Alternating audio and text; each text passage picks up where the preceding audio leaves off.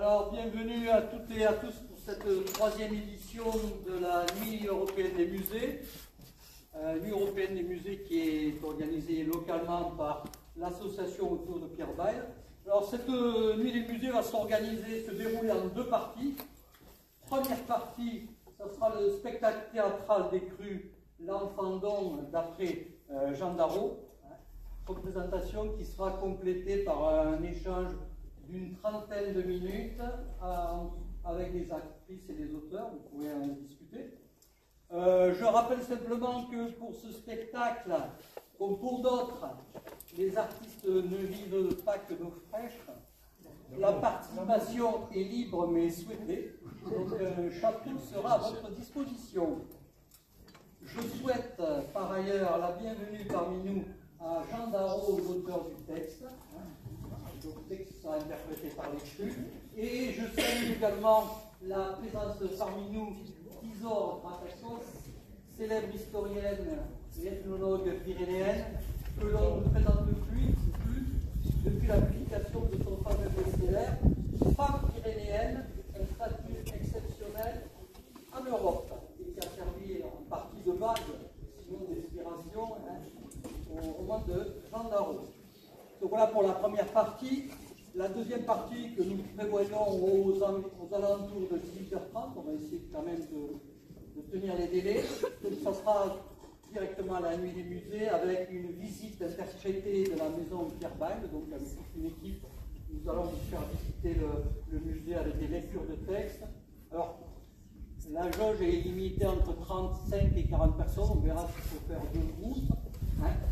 Cette visite sera ensuite suivie d'un pot convivial avec un temps d'échange donc à la maison de l'association ici. Donc l'association autour de Pierre Bayle vous souhaite à tous et à toutes une agréable soirée. Je vais laisser la parole maintenant aux actrices. Mesdames, c'est à vous. Merci.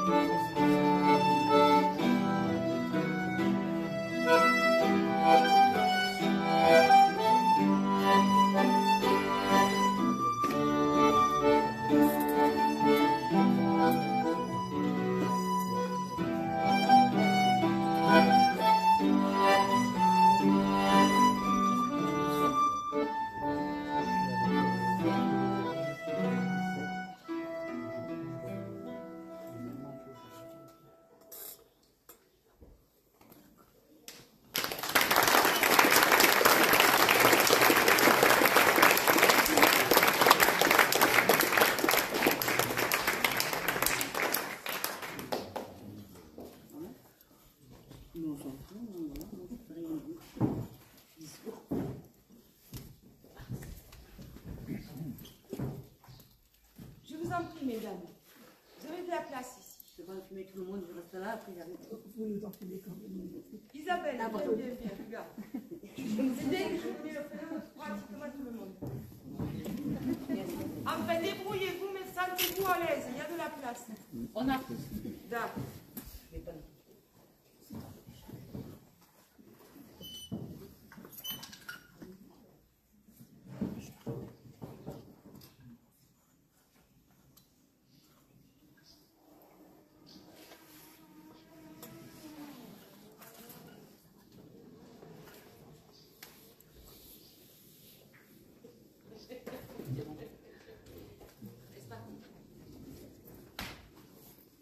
C'était en mai 1905.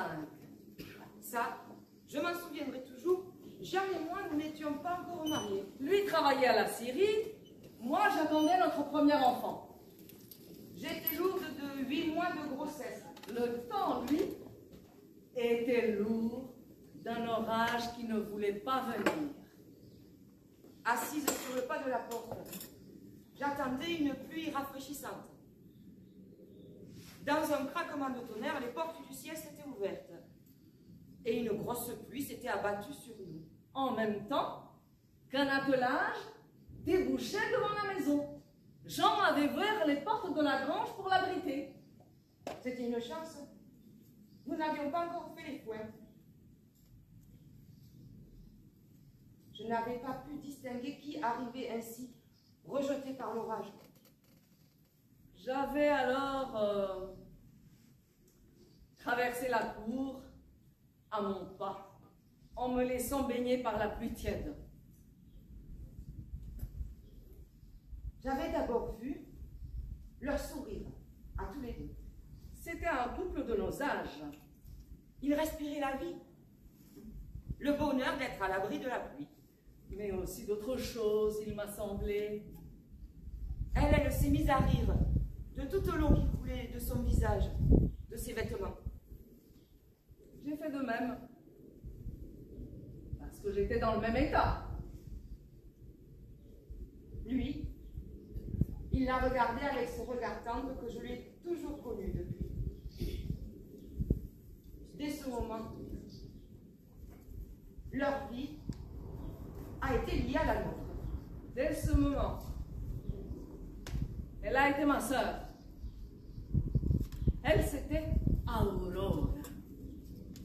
Lui, c'était Simon.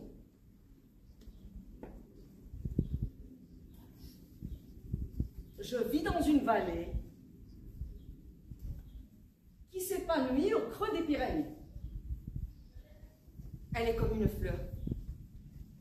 Elle s'ouvre lorsqu'on a le courage de remonter la longue tige. La tige des gorges qui conduisent jusqu'à sa corolle de lumière. Les montagnes, blanches l'hiver, dorées l'été, sont les pétales qui protègent son cœur, où nichent nos maisons, nos bêtes, nos champs et nos forêts. L'hiver y est toujours rude. mais comme il est généreux en neige, Il l'est aussi en eau et en herbe. quand le vert remplace le blanc, nos brebis et nos quelques vaches commencent leur travail de pâturage. Partout, le chant de joie des cascades et des rivières domine nos voix, et l'appel des bêtes après la nuit large.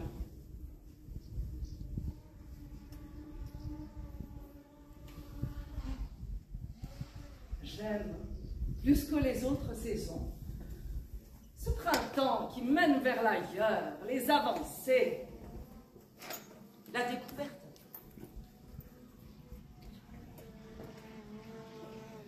Adossées à la montagne, les maisons de notre village regardent la rivière qui coule de l'autre côté de la rue principale. Car la rivière est fréquemment envahissante, il est préférable de la voir à l'œil.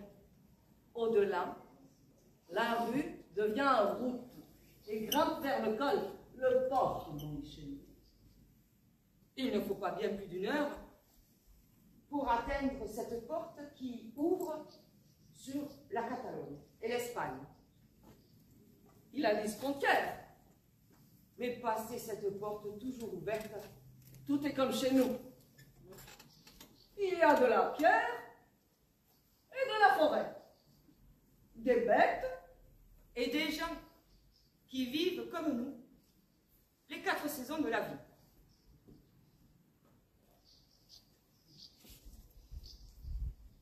Je suis l'aîné. et je porte le poids de cette place. Chez nous, ça ne fait pas de différence qu'on soit fille ou garçon. Le premier né, quand c'est une fille, est l'heredero, l'héritière. C'est à elle qu'on revient la caso, lo stau, La maison. la maison, avec ses terres, ses outils et ceux qui y travaillent. C'est elle la chef de maison. C'est elle qui porte le nom de la maison à l'assemblée des chefs de maison de la commune. Car dans nos vallées, il n'y a pas de Dieu là-haut qui a créé et gouverne le monde. Il n'y a pas de roi qui a créé et gouverne le pays. Il n'y a pas de père qui a créé et gouverne sa famille. Comme personne n'a créé personne, l'homme, pas plus que la femme, n'a été créé avant l'homme.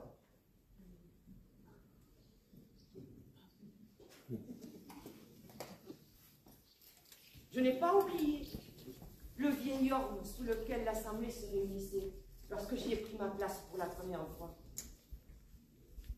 J'ai encore sa forme dans les yeux. Il est mort depuis longtemps, comme la plupart des hommes. Et moi, je suis vieille. Mais je dois toujours tenir mon rôle. Chaque tête de maison, femme ou homme, hérite de la responsabilité de faire perdurer la maison qu'elle reçoit et qu'elle devra transmettre. Dans les assemblées où elles sont à égalité, les têtes de maison gouvernent ensemble les espaces communautaires que sont la plupart des estives et des forêts.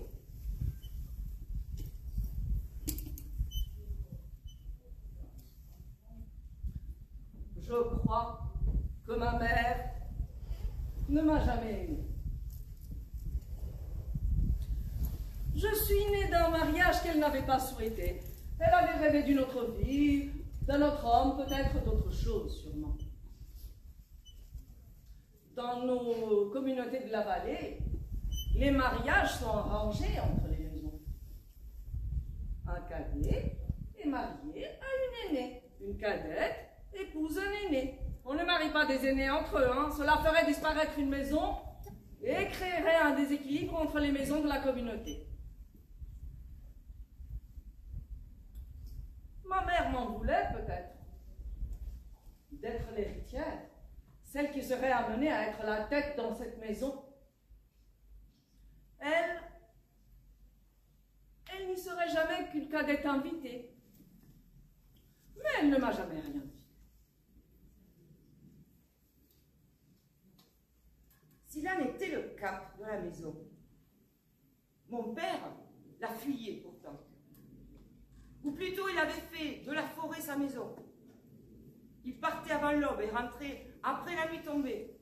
Quand il rentrait, dans chaque coupe de bois, il avait une cabane. J'y ai souvent joué petite, parce qu'il m'a menée. À sa façon de poser sa main sur mes cheveux, mais j'imaginais qu'il m'aimait. Mais il ne m'a jamais rien dit. Lui non.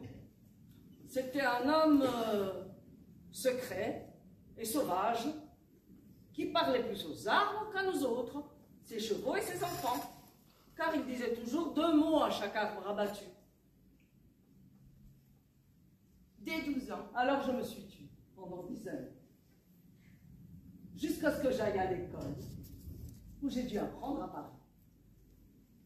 j'ai travaillé auprès de mon père. J'ai beaucoup compris, hein, en regardant faire le père. La forêt, j'en connais les ombres et les lumières.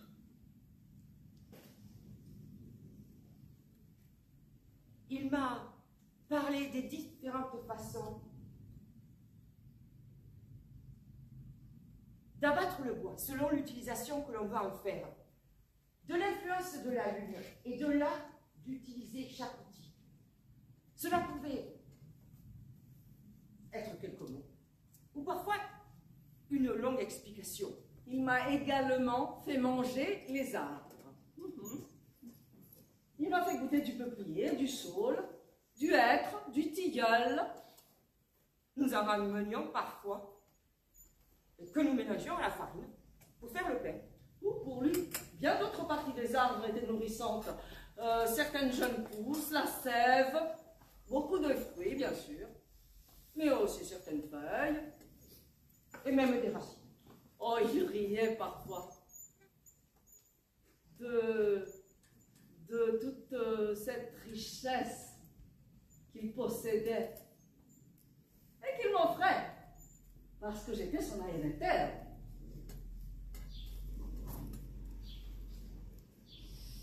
Et sous l'ombre des arbres, il y avait aussi la mère de mon père, qui m'a appris à regarder à mes pieds, Pour reconnaître et goûter les plantes, les champignons et tout ce qui soigne, qui nourrit. qui parle. Avec elle, j'ai aussi découvert les pierres. On dit mégalithe aujourd'hui. Ces pierres où les femmes amènent leurs filles depuis quelques milliers d'années pour épuiser certaines Force de vie.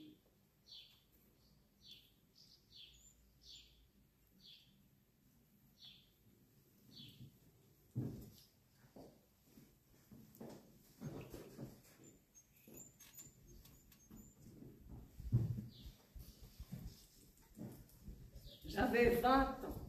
Et je n'étais toujours pas mariée. Lorsque le père est mort dans mes bras, écrasé par un de ces arbres qu'il avait tant aimé. Et je me suis rappelé ces paroles. Lorsque la forêt ne voudra plus de moi, ce sera ton temps.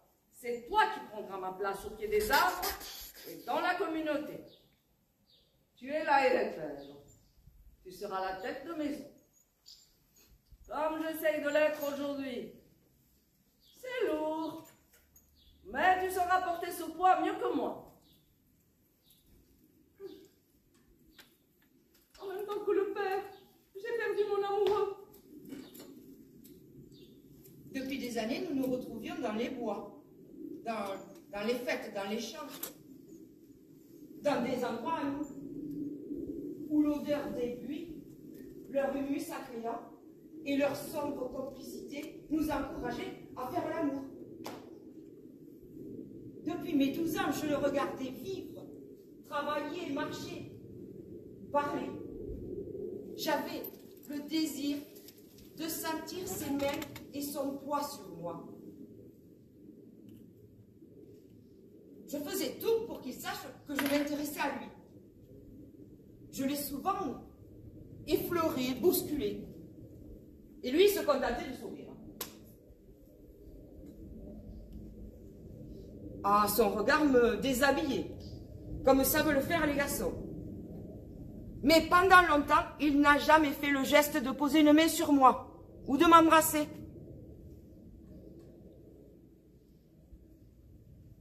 Combien de fois je me suis roulée nue dans la rosée ou même dans la neige pour calmer ce désir et frotter ma peau ou même de la terre. Alors, pour réveiller ces sentiments, je suis allée avec d'autres garçons. Le soir de la Saint-Jacques de mes 4 ans, plusieurs escargots sont montés sur mon corps, alors que j'étais nue sur ma pierre. Au chatouillement gluant de leur cheminement sur moi, j'ai vibré de désir, comme jamais. J'ai compris que c'était le signe. Je savais où le trouver. Je l'ai rejoint. Et sans dire un mot, je l'ai pris par la main et amené dans la forêt. Après m'être déshabillée, je lui ai fait face. Oh, j'ai vu dans son regard que mon désir devait être encore plus visible et effrayant comme un invité. Pour éviter qu'il ne se sauve, je me suis collée à lui et à sa bouche. Il hésitait maladroit. Alors j'ai pris ses mains pour les mettre sur moi. Et quand il a découvert mon corps, son sexe a grossi d'un coup. Son désir, son sexe était autant mouillé que le mien. Et je lui ai dit, tu mouilles comme une fille. Il a eu un air étonné. Et il a ri. Mais j'ai compris que comme pour moi, c'était la première fois pour lui.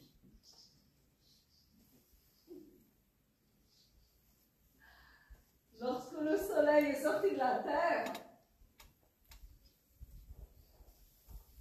j'ai senti la rosée et m'ouvrir à ma vie de femme, me porter bonheur. La sueur de la terre épousait la mienne. Il dormait. Je regardais ce garçon qui ne serait jamais mon homme, mon mari, puisque c'était un aîné comme moi.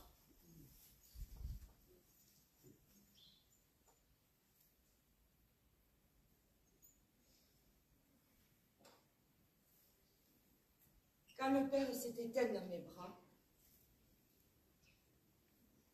j'ai eu comme un grand vide dans mon ventre. C'est là, dans cette clairière au milieu des bois, que j'ai décidé que j'aurais des enfants. Je les voulais maintenant, tout de suite, au moins 3. Je les voulais, mais pour combler mes vides. Pour mettre au monde des êtres à moi, que j'allais aimer, et qui m'aimeraient neuve, vierge de mon histoire. J'ai posé délicatement la tête du père, et je suis allée chercher Jean, le garçon que ma maison et la sienne m'avaient choisi comme mari, quelques années auparavant. Un jour, au milieu de la coupe, mon père avait posé ses outils et s'était longuement frotté les mains. J'avais bien vu que depuis le matin, quelque chose tournait en rond dans sa tête. Il m'avait prise par la main. « Viens, il faut que je te dise quelque chose d'important. » Il m'avait amené sur l'autre versant de la coupe, là où travaillaient des voisins. « Tu vois ce garçon, Jean de Palus, tu le connais? Tu as été à l'école avec lui. C'est le cadet de leur maison.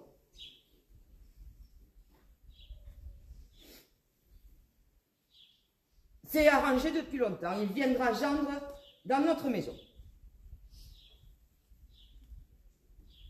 Mon père était reparti, hein, sans un mot de plus. Hein.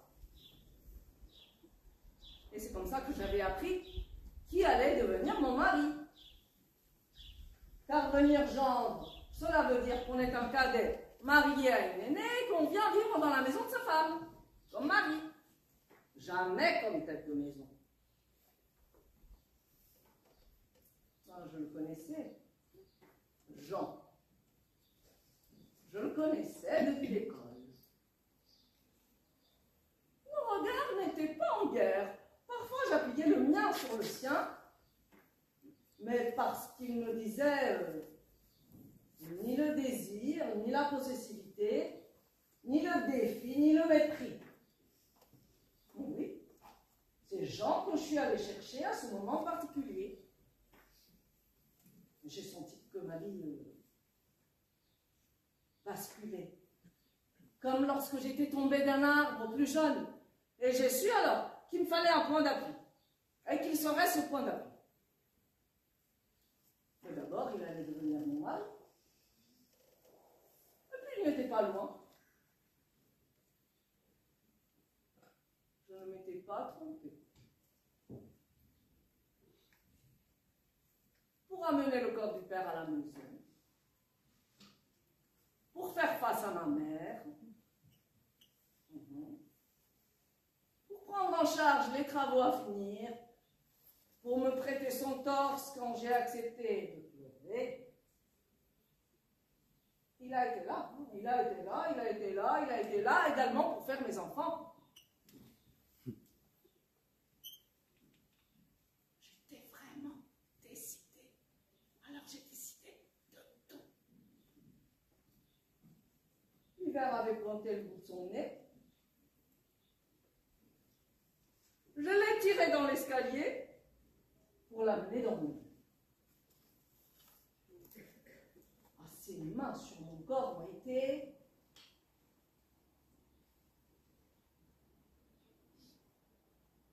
Oh, je me suis sentie aimée.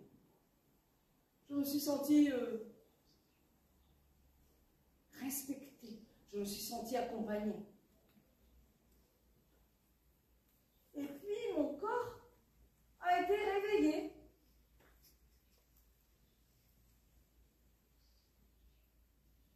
Je me suis aperçue que j'étais passée du plaisir de me donner Au plaisir de recevoir et de donner. Cela venait du plus profond de mon ventre. Peut-être même des profondeurs de la terre. C'était plus fort, comme la violence d'une rivière en crue. C'était plus tendre et lumineux, comme l'aurore qui incendie la barre des montagnes. Dès ce moment, je suis devenue femme. La femme que j'allais être. La femme qui s'emparait de la vie. Et j'ai accepté d'être cette femme. Alors je suis tombée amoureuse de mon Jean. Oh, mais c'était totalement inattendu. Hein. J'avais décidé, cette nuit-là, d'ouvrir mon corps à la vie.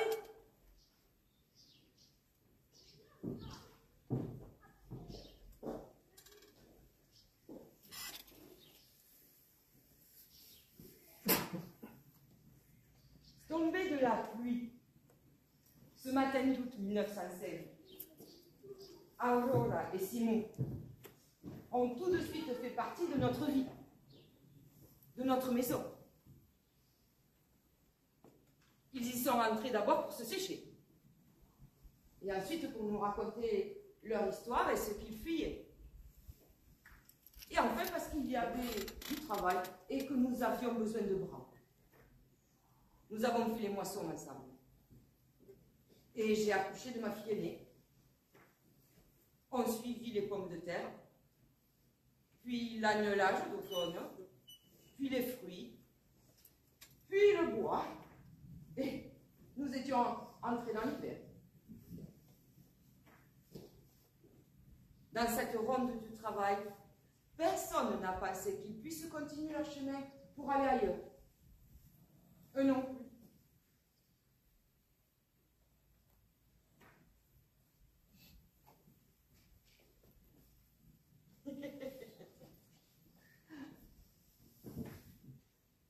Simó était d'une famille de propriétaires terriens en Catalogne.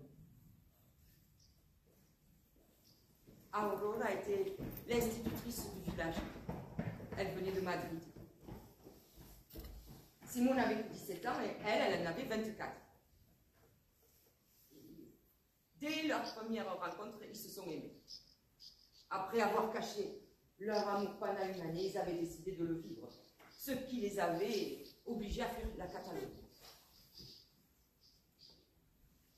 Et depuis toujours, on a l'habitude de passer d'un côté ou de l'autre des Pyrénées pour échanger ou se réfugier.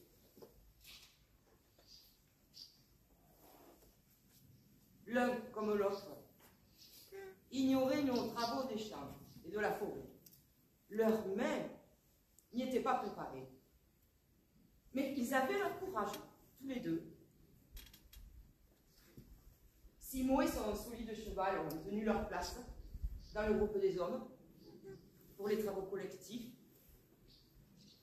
C'est vite fait accepter. Il était toujours de bonne humeur. Et on sentait bien qu'il était heureux d'être enfin quelqu'un qui est respecté parce qu'il travaille.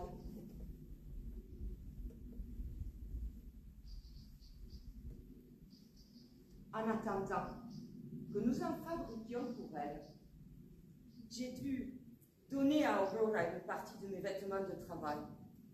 Les siennes n'auraient pas vécu une saison. De toute façon, ronde comme j'étais, je ne mettais plus mes vêtements des champs. Dans la chambre, où elle enfilait ce que je lui tendais, je regardais cette femme, comme jamais je n'avais regardé une femme. Il y avait eu ma mère, et aussi invisible qu'elle était muette. Mes sœurs et nos pudeurs partageaient les autres filles du village et les autres femmes de la vallée, mais dont les corps n'apparaissaient au regard que dans le travail ou les jeux. Et là, c'était différent. Aurora était mon égale, Comme un double. et mon corps, transformé par la grossesse, me faisait percevoir le sien comme s'il était le témoin de mon passé. J'observais cette femme qui me faisait penser à celle que j'avais été il n'y a pas si longtemps. Je me suis dit alors que nous, les femmes, nous grandissons par étapes. Nous nous déplions, Nous nous déroulons. nous nous élevons saison de vie après saison de vie, depuis l'enfance jusqu'à devenir plusieurs femmes successives. Nous nous déroulons comme le font les fougères qui font leur croissance vers le soleil et la lumière. Cet épanouissement irrésistible, mais qui nous met debout avec autant de force. Et c'est sans doute ce qui fait peur aux hommes. Cela peut expliquer pourquoi. Partout où ils le peuvent, les hommes font tout pour garder les femmes pliées.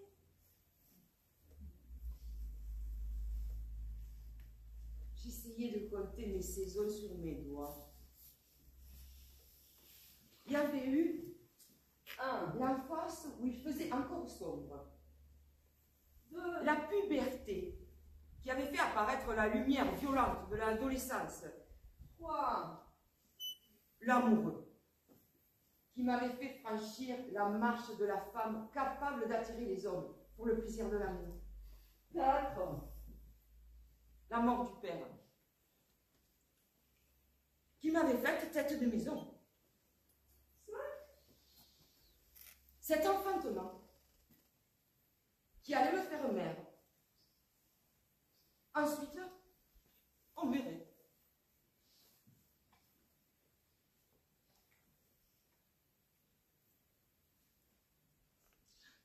s'adresser à mes sœurs cadettes. Bruno, la plus âgée, était déjà sur les routes à 18 ans. Elle faisait équipe avec un petit groupe de colporteuses de la reine.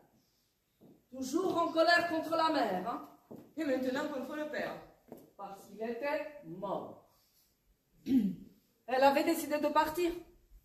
Se faire voyageuse, elle avait choisi pour fuir la maison. Elle en avait parlé dès qu'avait été évoqué un projet de mariage pour elle avec un cadet. Bon, avec un aîné, ça aurait été tout pareil. Bruno, elle voulait être libre. Son statut de cadette la libérait du poids de la responsabilité d'une maison et elle ne voulait pas obéir à un homme. Moi, ça, même si nous nous entendions bien.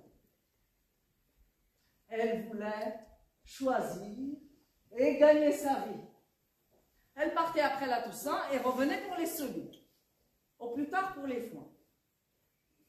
Car avant l'arrivée d'Aurora et de Simon, il restait peu de bras dans la maison.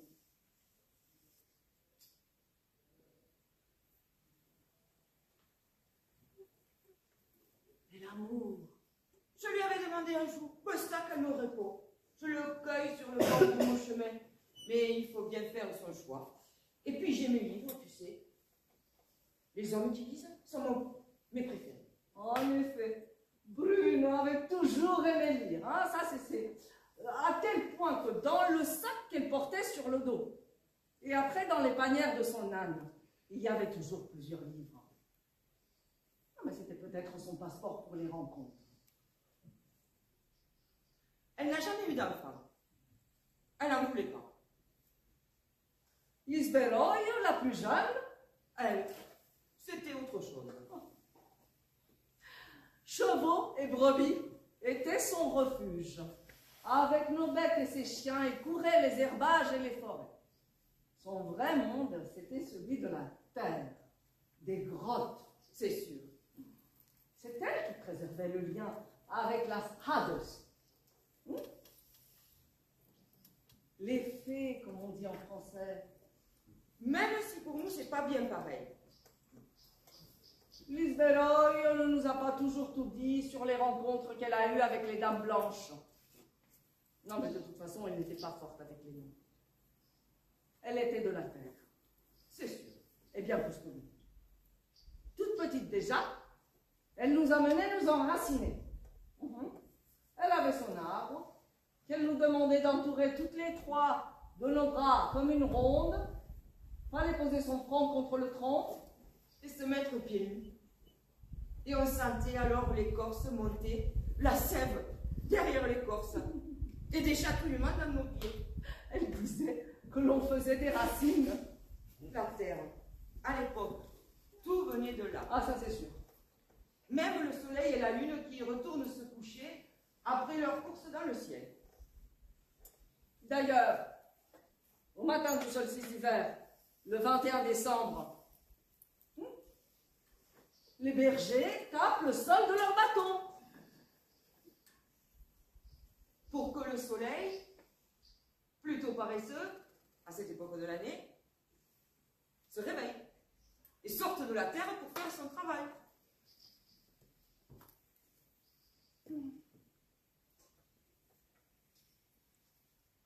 Ah, nous étions trois sœurs différentes. Et chacune avait sa place. Aînée, j'étais celle qui portait. Bruno Était celle qui voyageait. Lisberoyo était la gardienne des secrets.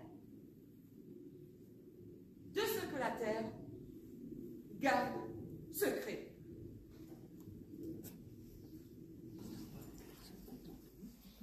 Près de 10 années s'étaient écoulées depuis l'apparition d'Aurora et de Simon. 10 années de paix, de travail. J'avais donné naissance à 3 filles.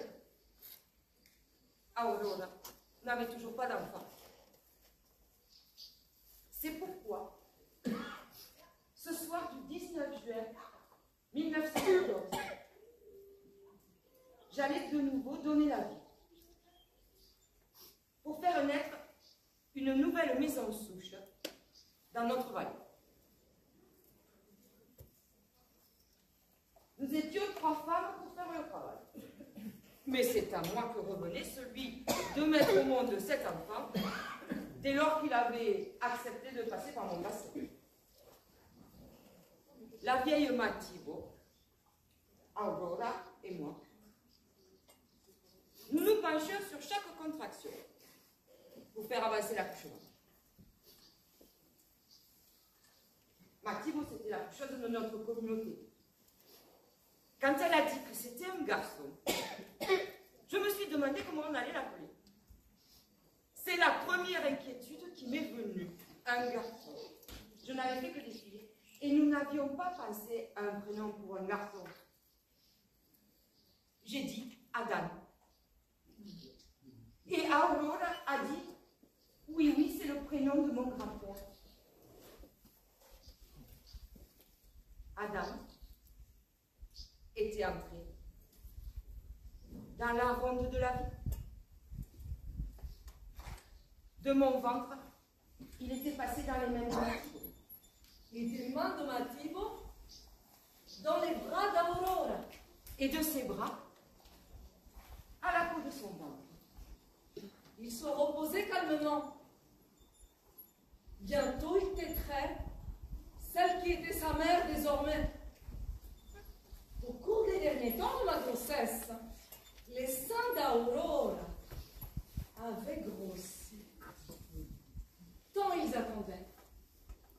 Elle aurait du lait, et c'est elle qui devrait le nourrir. Mes seins à moi devaient rester à distance de sa petite bouche, même si mon envie d'être tétée était forte.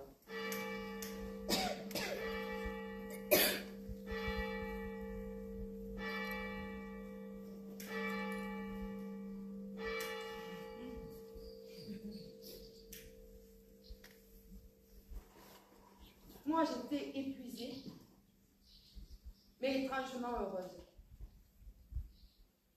Je me suis endormie sur cette idée que je n'aurais jamais pu être fière de ma vie si elle avait été simplement remplie du quotidien que nous offrait notre monde. Depuis toute petite,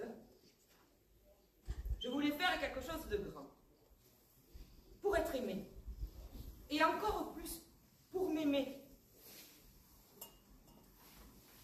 en offrant cet enfant à une autre, et en particulier à celle que je considérais comme une sœur. J'ai compris que je venais de grandir, sous le regard que je portais à moi-même. Cela me rendait vraiment heureuse. Et j'ai compté 6. Sur mon entremain. Toute ma vie a été nourrie du bonheur d'avoir fait cette offrande. Beaucoup. Ce partage. Ce bonheur-là, rien n'a pu le ternir. Jamais. Même pas la guerre. Car moins de 2 mois après la naissance d'Adam, c'est la guerre qui a éclaté. Heureusement, chez nous, certains hommes ne sont pas allés au front. Enfin. Pas celui qui a fauché tant de vie, hein. Jean, Simon et d'autres ont fait la guerre ici.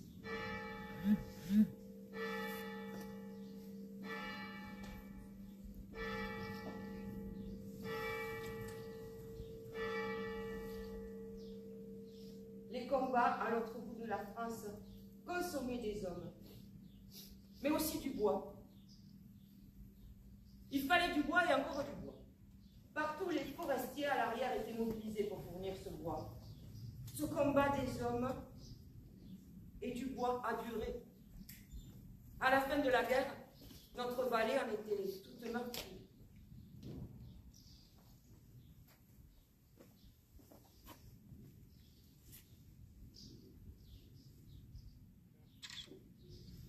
Adam,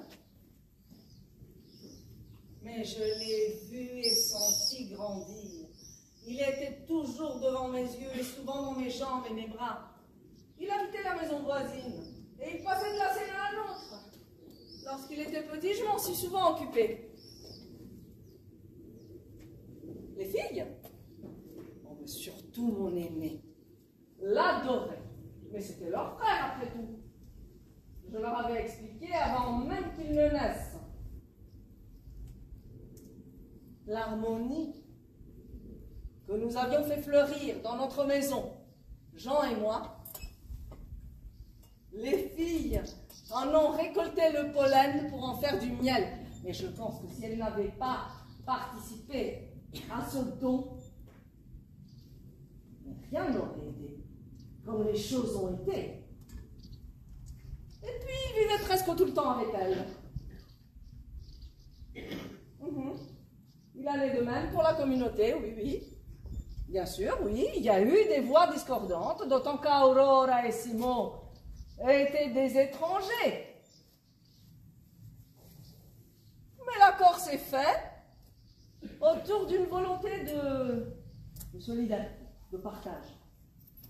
Et puis c'était une tradition dans l'histoire de la vallée.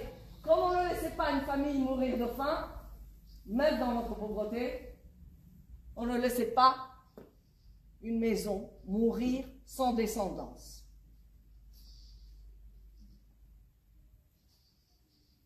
Les premières années, Aurora et Simon ont regardé nos filles naître. À chaque fois, ils ont manifesté leur joie et ont été très présents pour nous aider auprès des petites. Tous deux étaient décidés à faire leurs propres enfants. Mais rien n'est venu.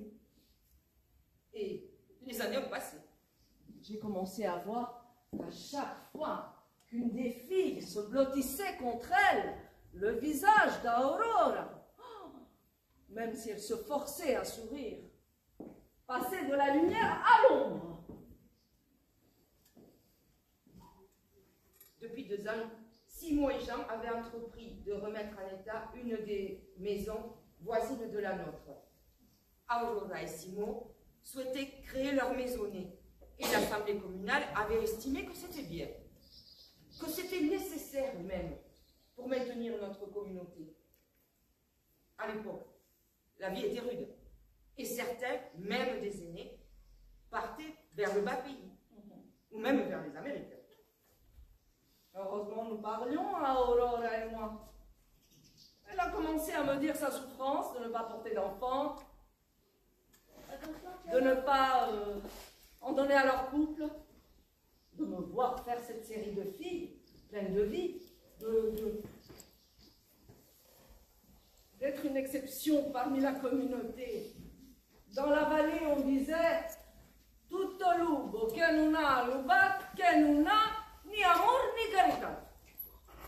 Tout louve qui n'a pas louvé n'a ni amour ni charité. Bon, ça c'est des blagues. Il y en a qui en ont pas et qui sont braves quand même. Et il y en a qui en ont des enfants, hein, et qui sont durs comme le bois. Bref, Comme elle n'avait jamais fait de fausse couche. On ne savait pas si c'était elle, si c'était lui, ou si c'était eux. Mais plusieurs années de suite, on est allé à la paix. la pègre, c'est un métier qui rendait les terres fertiles et guérissait les hommes de l'impuissance et les femmes de la stérilité. Elle s'y frottait avant, surtout au solstice, à l'aube de la Saint-Jean, quand il y avait la rosée. Moi, j'ai toujours cru. Comme la pierre et la rosée ne voulaient pas l'aider, mais j'ai fini par parler à Aurora de ces femmes d'ici qui, pour être enceintes, partaient les jours du carnaval, rencontrer des hommes au hasard de la fête. Elle n'aime quoi? Moi, je l'aurais fait. Moi, je l'aurais fait. Oh, mais si j'avais souffert comme elle. Chez nous, c'était des jours libres, où on pouvait aller chercher la vie. Une certaine liberté était le pendant des mariages arrangés. L'amour, c'était dans les buts, on disait. Mais Aurora n'était pas d'ici, pas d'une vallée comme la nôtre. Là-bas, la liberté des femmes, c'était perdu. Chez nous, il y avait même la tradition de la capture. Avec un groupe de filles, on capturait un garçon ou un homme de passage, non mais jamais un qui était marié. Et on faisait ce qu'il y avait à faire. Et c'est ce qui s'est passé pour Lise Desrognes, hein, ma soeur. Comme à 35 ans, elle n'avait toujours pas connu d'homme, avec ses amis, on a capturé un jeune qui allait travailler en Espagne. Bref, en quelques années, j'ai vu Aurora se dessécher. Et Simon, de moins en moins rire, et même sourire. Quand ils sont entrés dans leur maison, enfin finie, j'ai senti qu'ils entraient dans une tombe. Comme je n'aurais pas laissé un arbre mourir de soif, j'ai compris que c'était à moi de leur donner un enfant. J'avais entendu parler d'une femme de la vallée voisine qui avait donné un enfant à une autre femme. Je suis allée la voir plusieurs fois et nous avons parlé beaucoup. C'était une vieille dame, mais son cœur n'avait pas oublié tout ce qu'il avait traversé. Je n'étais pas étonnée que je puisse avoir ce projet. Elle était surtout contente de pouvoir dire ce qu'elle n'avait pas pu partager à l'époque. Alors, nous avons tout mélangé, ses peurs Et les miennes, ses joies, et les miennes. Son histoire. et la mienne. Et nous avons même pleuré ensemble. De cette joie qu'elle avait toujours conservée, de cette certitude, mais d'avoir bien fait. L'idée qui avait germé en moi, et qui commençait à me démanger dans la tête et dans le ventre, s'est nourrie de ce partage. Avec Jean, On ne voulait pas plus que nos 3 filles. Et pourtant, on s'aimait toujours. Et souvent. mais comme on dit, monter l'escalier, ce n'est pas rentrer dans la chambre. On faisait ce qu'il fallait. Alors on en a parlé, tous les deux. Ah, nous avons évoqué tout ce qui pouvait être un obstacle. Cela nous a pris des mois, comme une grossesse. Mais nous étions d'accord. Et puis j'ai encore écouté parler mon cœur et mon corps. Mais au bout du compte, j'ai décidé de faire ce 4e enfant, mais pour elle, pour eux, mais pour nous tous, parce que toute la communauté souffrait de cette souffrance. On avait cet enfant, nous l'avons conçu dans la joie, dans l'enthousiasme. C'était comme si on démarrait une nouvelle vie, un nouvel amour. Je me souviens de nos nuits, du plaisir de s'aimer. Mais surtout, du plaisir de donner la vie à d'autres, au-delà de l'enfant lui-même. Mais ça, nous l'avons tu, ça c'était notre bonheur caché à Jean et à moi.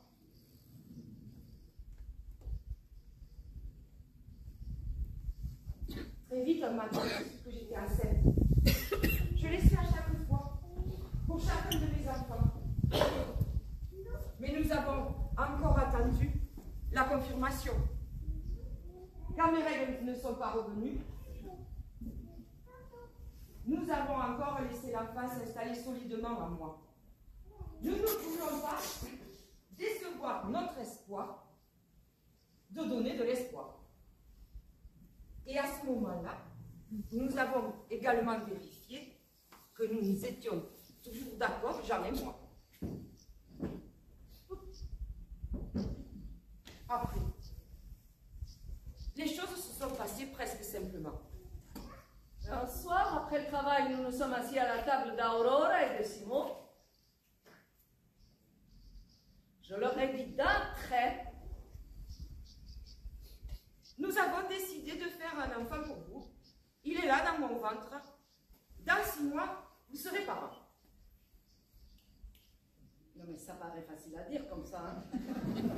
Mais j'avais choisi et répété les phrases que j'allais prononcer. Aurora a fermé les yeux et s'est mise à pleurer longuement en restant très droite. Et puis, elle est venue, s'est agenouillée à côté de moi et a mis son visage contre mon ventre. Elle a continué de pleurer. Et je n'osais pas bouger, car je ne savais pas quoi faire d'autre que pleurer également, tout comme Simon et Jean. Et elle a dit, tout doucement, merci à mon ventre.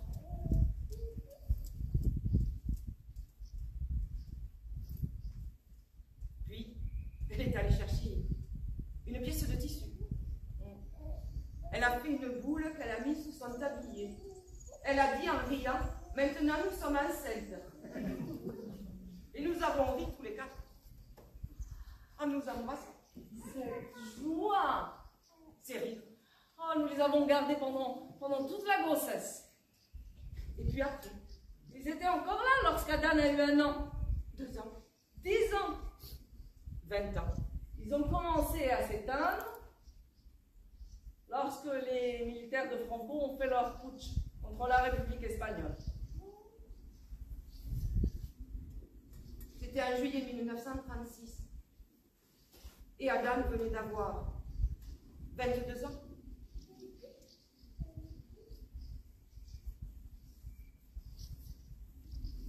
Quand avons-nous dit à Adam comment il était venu au monde? Comment dire à un enfant que ce sont les voisins qui l'ont fabriqué? Faut-il attendre qu'il sache d'abord comment on fabrique un enfant? Comment ne pas lui expliquer ce que tout le monde sait? Comment lui faire comprendre ce qui a amené les voisins à le fabriquer pour le donner ensuite à ses parents? Mais avant que nous n'ayons résolu la question, les 3 sœurs l'avaient fait. Et dans leur jeu revenait régulièrement une histoire d'enfants qui sortaient d'une maman, une de leurs poupées, pour être faite à une autre maman. Alors, nous avons expliqué aussi, avec nos moines,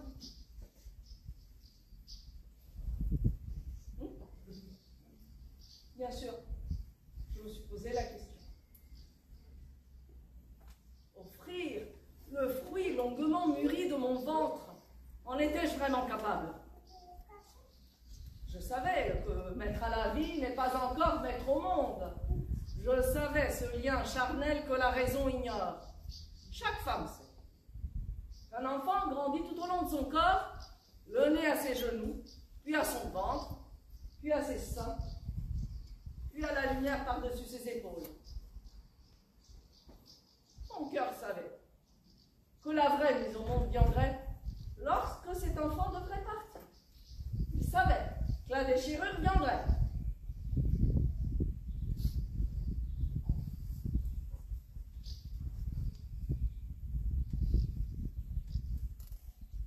tout s'est passé très vite.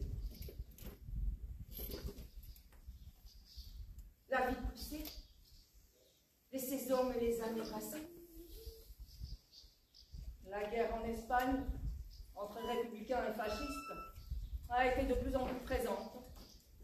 Il y avait suffisamment de colporteurs et de saisonniers allant travailler en Espagne pour que, même dans nos vallées isolées, les mauvaises nouvelles viennent assombrir notre vie. Et puis, on commençait à passer par notre port des combattants volontaires qui rejoignaient la lutte contre Franco pour défendre la République espagnole et la liberté. Ils venaient de tous les pays du monde et nous avons entendu bien des langues différentes au cours de certaines veillées. Dans l'autre sens, dès le début de 1938, sont venus aussi les premiers réfugiés fuyant les zones de combat.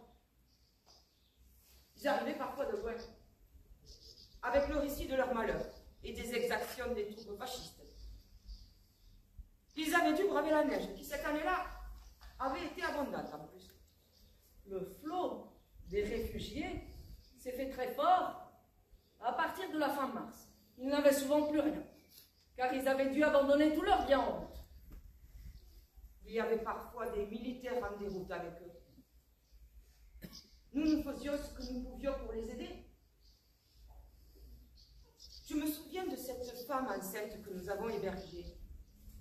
Elle nous a raconté qu'ils suçaient des poignées de neige pour se désaltérer. Leur dernière nuit, le maire de leur village les avait fait se mettre en cercle concentrique serré, chacun s'asseyant sur les pieds de celui qui était derrière lui, pour éviter les gelures et la déperdition de chaleur.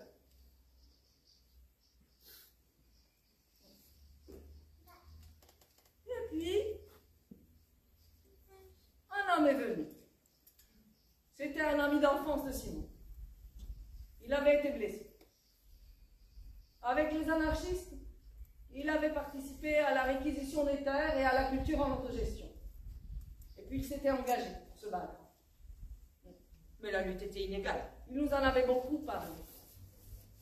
Je me souviens de la Spave, Les bombardiers italiens et allemands, truffés de bombes, comme les dettes sont truffées de marron. qu'elle larguait sur les troupes républicaines. Et je me souviens aussi combien Aurora et Simon étaient restés particulièrement silencieux. Et puis, les réfugiés ont été de plus en plus nombreux, en un flot continu. La France n'avait pas encore fermé ses frontières aux républicains de la retirada. On y voyait passer toutes sortes de gens, même des paysans avec le reste de leur troupeau. Nos foins avaient été beaux cette année-là, on avait donc pu les aider. Et puis, Aurora, Simon et Adán ont pris la décision d'aller défendre leur Espagne. Ils sont partis. Avec le chariot qui les avait amenés et que Simon avait toujours entretenu avec respect. Nous leur avons dit de prendre notre meilleur jument.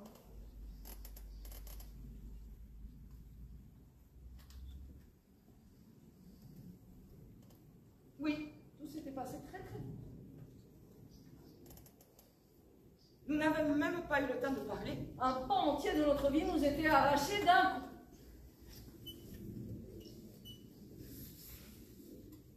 Et je me suis demandé si, Cette nouvelle étape dans ma vie de femme, allait me faire me redresser encore